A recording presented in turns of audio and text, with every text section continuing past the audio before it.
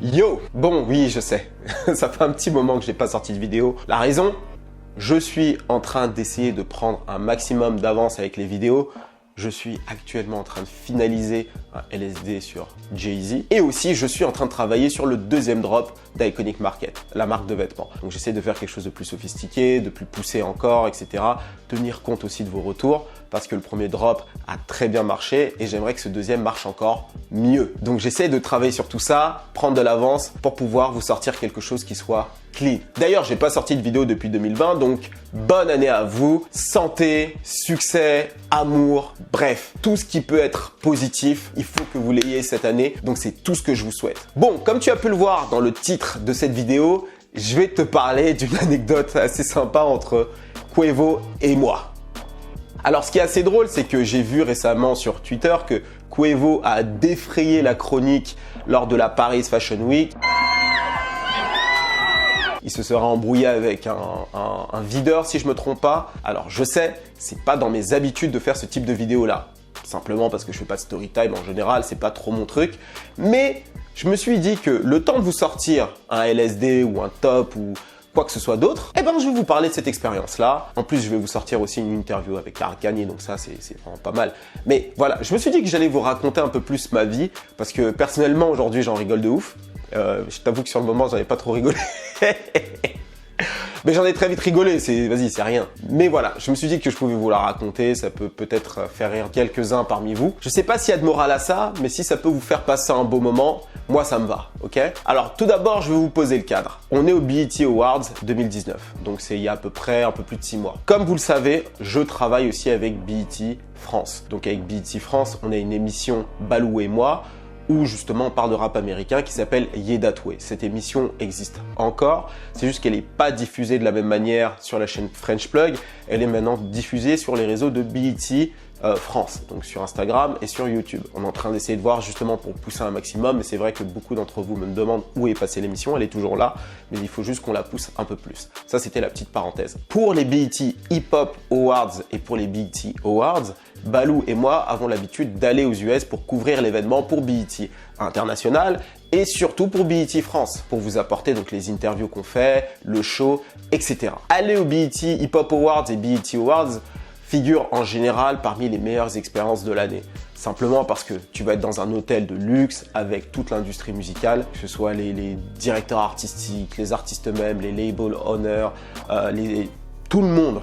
Absolument tout le monde se retrouve à un seul et même endroit et quand tu y es, en général, tu reviens avec des contenus qui peuvent être intéressants ou alors tout simplement des anecdotes qui vont te marquer, ok? Et donc nous, lorsqu'on y est, ça va vraiment être pour 3 jours de travail plein, c'est-à-dire dans la journée, beaucoup d'interviews et le tournage de l'émission Ye That Way sur place.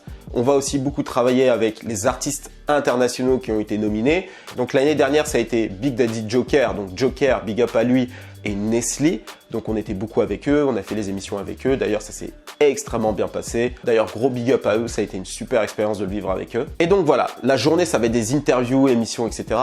Et le soir, ça va être les soirées organisées par BET International. Et donc, le programme, c'est quoi? C'est dans la journée, tu travailles, interview, show. Le soir, tu as le choix de rester dans ton hôtel ou de sortir. En général, BET International et tous les autres BET organisent des soirées dans la ville. J'y suis allé, j'ai profité, tu vas rencontrer des gens. D'ailleurs, sur mon Instagram, quand tu vois les photos de beaux gosses, genre vous souris avec un sourire Colgate, genre hey, c'est dans ces soirées-là. Je te raconte tout ça, au moins tu sais un petit peu comment ça se passe, en plus de raconter ma fameuse histoire. J'y arrive.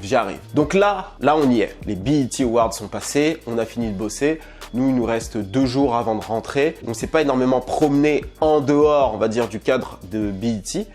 Pourquoi pas prendre ce temps-là qu'on a maintenant pour visiter la ville, pour voir un petit peu comment la ville tourne, etc. en dehors de BET, en dehors de Viacom en fait. Et même si on était un peu sortis, moi je suis allé à Fairfax, j'ai fait pas mal de trucs, j'étais pas allé en soirée et je voulais absolument aller en soirée pour voir vraiment comment ça se passe, etc. etc. Et à chaque fois j'évoquais cette idée à Balou, je lui disais ce serait cool qu'on bouge, il faudrait qu'on teste, etc. Et lui il n'était pas super chaud parce qu'il en avait déjà fait des soirées comme ça et ça le fait pas kiffer de ouf, il aime pas trop ça. Pour ma part c'était ma première fois à LA. Donc je voulais voir un petit peu comment ça se passe là-bas, tu vois. Par pure curiosité, tu vois ce que je veux dire? Tu veux découvrir, tu es sur place, etc. Et donc, Dans la journée, il a eu l'occasion d'interviewer un gars qui s'appelait Sincere. Sincere, donc sincère en français. Avec un nom comme ça, c'est sûr, c'est un Congolais, le mec. Hein, pour les franco-français. Sincère, c'est en fait un organisateur de soirées très populaire à LA qui... Je sais pas, j'ai l'impression que j'ai une bête là qui vole sur moi derrière. Donc Sincère, c'est un organisateur de soirées très populaire à LA, qui a notamment tourné dans Love and Hip Hop. C'est quelqu'un d'assez connu, donc il a fait fortune, je crois, grâce à ça. Et donc Balou est allé l'interviewer dans la journée. Et donc le gars s'est dit, tiens, puisque vous êtes en ville, je vous invite à l'une de mes soirées ce soir. Ce serait cool que vous veniez avec le staff de BET France. Vous allez venir, vous allez passer un bon moment, je vais m'occuper de vous, etc. Tu vois. Et Balou se dit, ok, on va voir, etc. Et donc quand il est rentré, il m'en a parlé. Il s'est dit, ah bon, toi, comme tu as envie de sortir, j'ai ce truc-là, est-ce que t'es chaud de m'accompagner? Apparemment, dans la soirée, il y aura les Migos, il y aura d'autres rappeurs. Ça peut être cool de voir, tu vois, comme ça, tu pourras avoir un petit peu une soirée en dehors de ce que t'as vu avec BET. Et moi, je suis comme ça, je suis en train de faire mes trucs, je suis en train de taffer, mais hey, pourquoi pas? Moi, on va découvrir, tu vois, on va voir un petit peu comment ça se passe, etc. Et qui sait, peut-être qu'on va rencontrer des gens, tu vois, parce que tous les soirs, en fait, on rencontrait des gens cool, tu vois. Et donc, la soirée, elle se passe à Hollywood. Et c'est dans un club très bling bling, très laid, quoi, très Hollywood. Et donc, on est 4 à y aller dans mes souvenirs. Donc moi, Balou, Raskel, donc le pote à Balou, et le manager de Raskel. Donc on se dit, ok, on va y aller tous ensemble. Et donc on va dans la soirée en question. On arrive dans la file d'attente. Tu vois déjà les gens un peu comment les gens sont, etc. Donc surpimpé. Au début, ça avait l'air de commencer bien, tu vois, parce qu'on est en train de faire la queue. T'as le gars, l'organisateur qui arrive, BET Friends, nous appelle comme ça et il nous dit de rentrer direct, tu vois. Donc en fait, on contourne tout le monde, on rentre direct dans la soirée, tu vois. Donc tout de suite déjà, ça commence bien, on se dit ah, on est frais, hein. Donc on rentre directement, on fait pas la queue, tout ça, donc c'est toujours cool, tu vois. Nous on regarde les gens, on se dit vous êtes là, vous attendez comme ça là, nous, non. Tu vois, nous on est VIP un peu, tu vois, donc c'est cool. On rentre et le mec en fait nous emmène sur une table et la table, je vais pas te mentir, il y avait peut-être déjà une vingtaine de meufs qui étaient posées comme ça. Je vais pas te mentir, vraiment belles, tu vois. Donc il y en avait pour tous les goûts, tu vois d'ailleurs, Renoir, métis, Middle East, ce que tu veux là. Il y avait un petit peu tout ça. Et il y avait une table en fait avec plein de boissons qui étaient déjà là, tu vois. Et donc on nous invite à cette table-là, on se pose avec les filles en question, tu vois, on se pose. Et donc il y a moi et les 4 gars, on se pose, on les regarde, on les salue, mais en vrai on reste de côté, tu vois, on fait notre vie. Parce qu'en vrai, le délire d'aller commencer à leur parler, etc. Ah, vas-y, flemme. Donc nous on est resté de notre côté en fait. Et on a commencé un peu à boire. Balou, tu le regardes comme ça, il passe pas un moment de ouf. Raskel, son pote, s'ambiance un petit peu. Et là, il danse un peu parce que le son commençait à être bon. Le British, donc le manager de Raskel, parce que oui, il est British, il est là quoi, il observe, il est là comme un touriste. Et moi aussi, je suis là comme un touriste, je dis ah ok d'accord, quelle ambiance, tout ça. Au moment où on arrive, il n'y avait pas encore tellement de monde, tu vois. Donc on pouvait encore observer un peu les gens, comment la boîte était foutue. Donc c'est un endroit qui était plutôt sympa, pas très grand d'ailleurs, assez petit, mais plutôt sympa. Et donc l'ambiance arrive, on commence à essayer de passer du bon temps, mais très vite en fait, la boîte commence à se remplir, tu vois. Ça commence à se remplir et on a de plus en plus de mal à circuler. Et nous d'ailleurs, on bouge pas beaucoup, on est très statique. Et Balou aussi, il est assis, bon, il attend que ça se passe. Et en fait, le gars voit qu'on passe pas un moment de ouf, tu vois, où est-ce qu'on est posé. Donc ce qu'il décide de faire, c'est de nous prendre et de nous dire, ok, je vois que c'est pas votre délire d'être là avec les bouteilles, etc. Je vais vous mettre derrière le DJ. Derrière le DJ, c'est cool, vous allez pouvoir avoir la soirée, etc., etc. Et derrière le DJ, le problème, c'est qu'on était hyper serré. C'était encore pire que là où on était, en fait.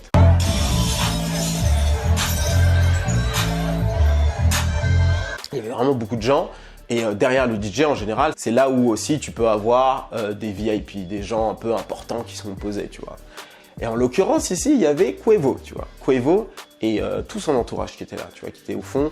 Nous, on était de notre côté, mais on était serrés de ouf. Et le DJ est là, il passe des sons, etc. Le mix était plutôt cool, mais nous, on est là, on regarde la soirée. Et le truc que j'ai vraiment pas aimé avec les soirées de LA, c'est que ça danse pas de ouf, en fait. C'est des soirées qui sont ultra bougies, comme ils disent. C'est-à-dire qu'ils sont là, ils ont un verre, ils veulent montrer qu'ils ont de l'argent, ils veulent montrer qu'ils sont présents, les meufs veulent montrer qu'elles sont fraîches, les mecs veulent montrer qu'ils sont frais. C'est vraiment, voilà, tu vas pas aller dans ces soirées-là pour danser, il va pas y avoir de rond, de pogo, de je sais pas quoi. C'est pas ce genre d'ambiance-là. Non, c'est ambiance en mode, j'ai montré, j'ai fait de l'argent, je suis là, je suis en train de danser comme ça, tu vois, genre en slow-mo, tu vois, pas trop d'efforts, tu vois ce que je veux dire? T'es là comme ça, tu vois, enfin bref, avec un verre ou j'en sais rien. T'as posé des bouteilles pour peut-être attirer 2 ou 3 meufs, tu vois, et voilà. Tu vois ce que je veux dire? Bon, donc c'est un peu naze, tu vois. Et quand je voyais cette ambiance-là, je me disais, ah, bon, vas-y, je me fais chier. Mais il y a un truc que je faisais, c'est que je prenais énormément de stories pendant que j'étais à LA.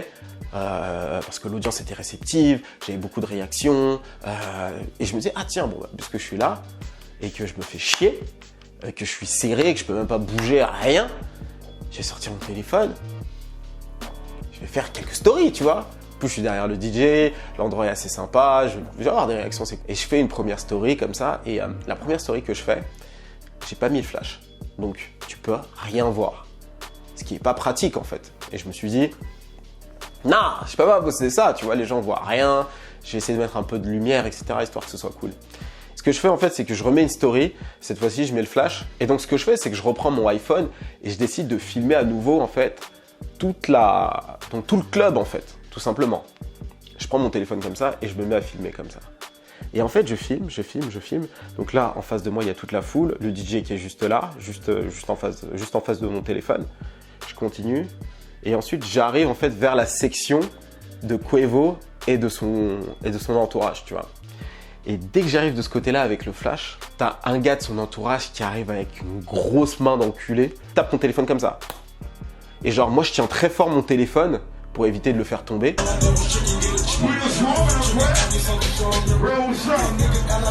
Tout de suite, je me mets en mode qui veut quoi, tu vois, genre, t'es sérieux? Et là, je le regarde, le gars. Tu vois un mec te regarder avec des yeux ronds, mon pote. Il me regardait comme ça. Et genre en mode... il commençait à faire des signes de main. Moi, pareil, en fait. Je lui fais des grands signes de main à la parisien. Je lui fais ça, le fameux... Tu vois, je lui fais un grand signe de main comme ça.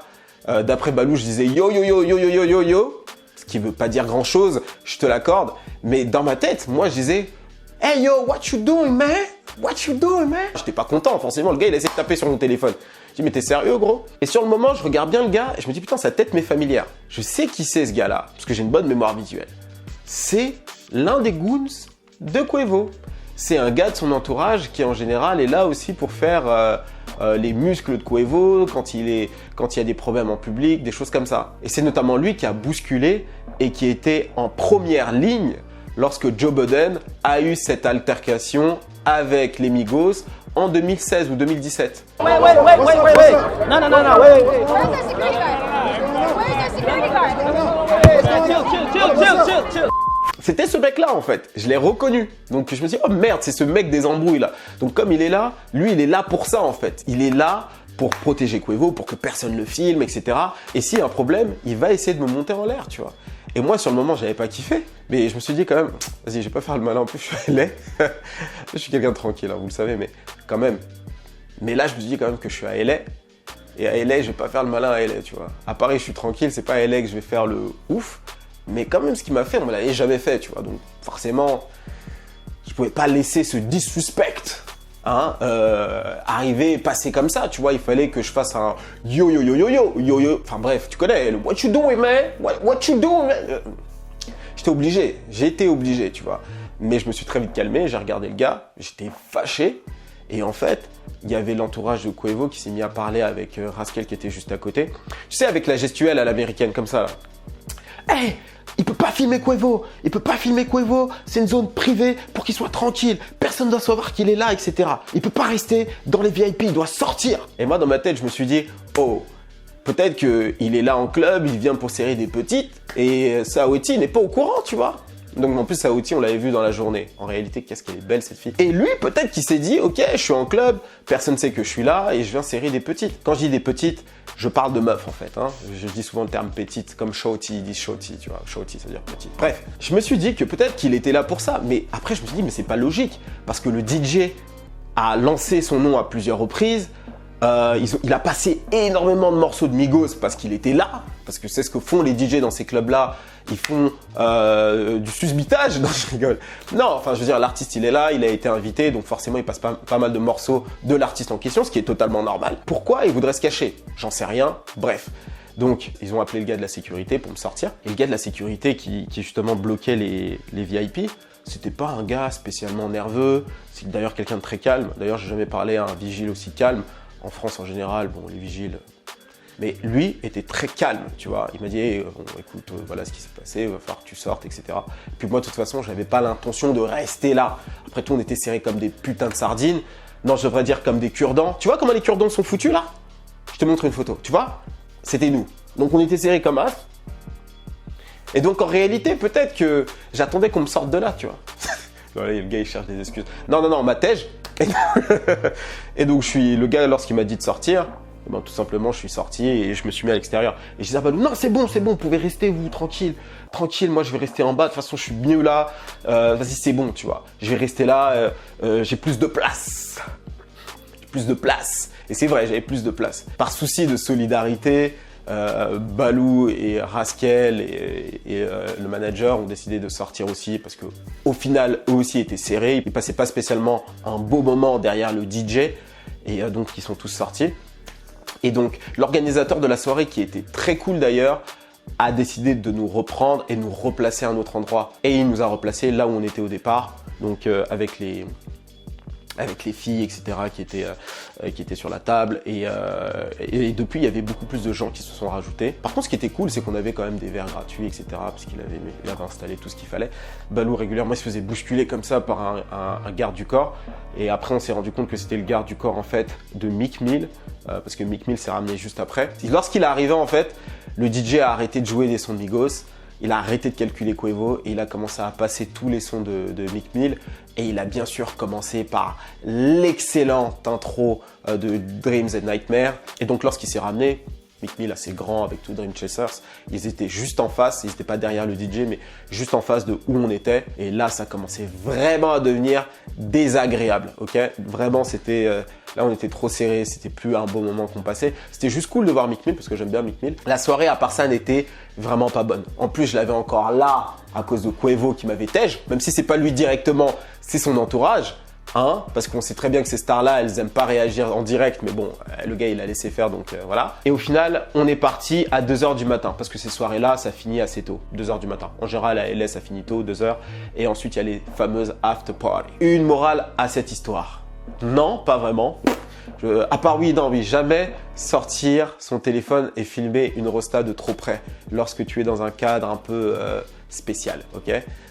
Ça peut mal se finir, tu peux te faire tège comme moi, hein, comme Chris d'Iconic qui s'est fait tège. Et sinon, à part ça, il n'y a pas vraiment de morale. Quavo, je t'en veux pas. Ton album, il est toujours aussi pété, ok? Il était naze, ton album, on est d'accord? Et j'ai envie de te dire aussi, le vent a tourné à Paris, hein? Chacun son tour, mon gars. Non, je rigole, je m'en fous, bien sûr. Si je me tourne à la dérision comme ça, c'est que vraiment, c'est pas quelque chose qui m'a spécialement touché. J'espère que ça vous a un peu diverti et que ça va vous aider un petit peu à patienter avant les prochaines vidéos. Si tu as aimé cette vidéo, like-la, partage-la.